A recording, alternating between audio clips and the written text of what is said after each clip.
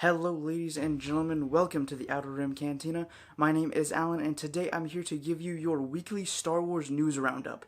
So let's just dive right in with our first story, all about a brand new LEGO Star Wars adventure coming next year. Announced at the Xbox E3 conference, this brand new LEGO Star Wars title will be the successor to the ever-popular complete saga game titled LEGO Star Wars The Skywalker Saga.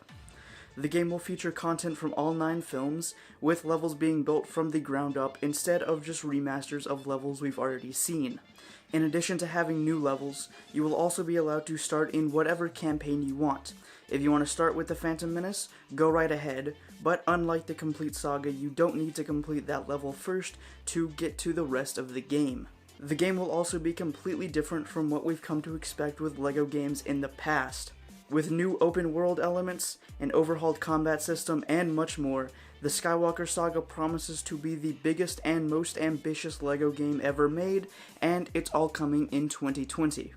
Now let's jump from one Star Wars game to another one. Star Wars Jedi Fallen Order gameplay gave us a glimpse at this brand new single-player title.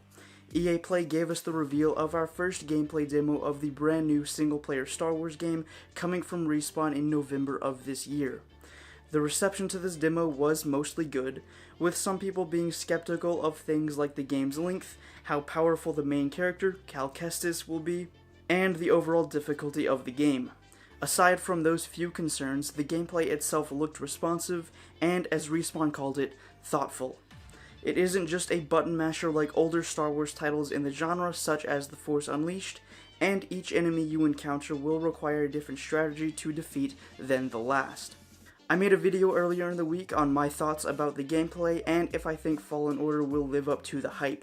You can check that out by clicking here in the corner or just look for the card at the end of the video.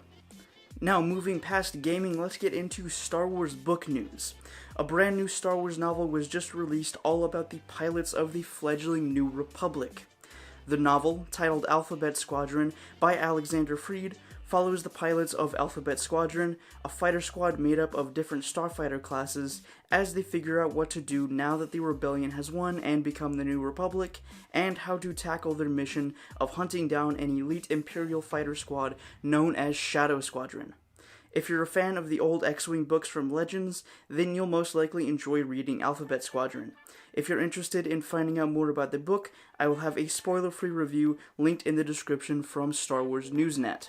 Now we jump from that back to Fallen Order a bit, but not to talk about the game, instead to talk about the line of prequel comics that are coming to get us ready for the game. Before the new game launches in November, Marvel is doing a 5-part miniseries tie-in centered around the characters Cal will meet in Fallen Order.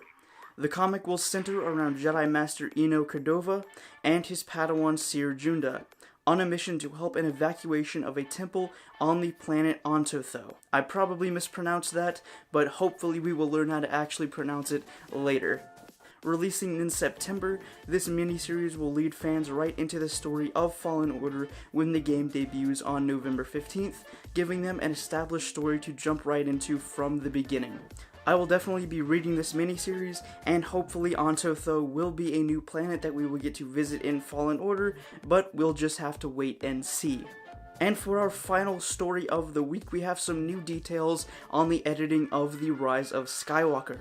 According to the film's editor, Marion Brandon, the final chapter of the Skywalker saga broke a tradition of J.J. Abrams.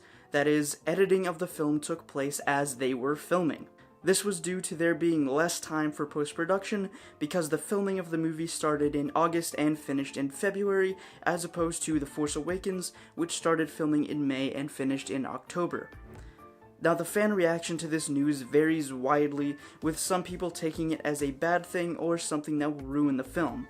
But in actuality, this is something a lot of filmmakers do, and is usually better for the film in the end when the editors are right there where the action is, having access to the director of photography as well as the actors themselves to make changes in real time as the raw shots are being filmed. That being said, the film is still getting the post-production editing room touch. just with 4 months less time for post-production after wrapping filming, the editors wanted plenty of time and access to not make the film feel rushed and to deliver the experience we all want for Episode 9. So that's it for the Star Wars news for this week. We got a little bit of everything from gaming to book, comic, and film news. I hope you enjoyed this. If you did, make sure to hit that subscribe button, turn on bell notifications if you haven't already so you never miss one of my uploads, and I will see you back here in the cantina next week for another Star Wars video. Until then, may the Force be with you.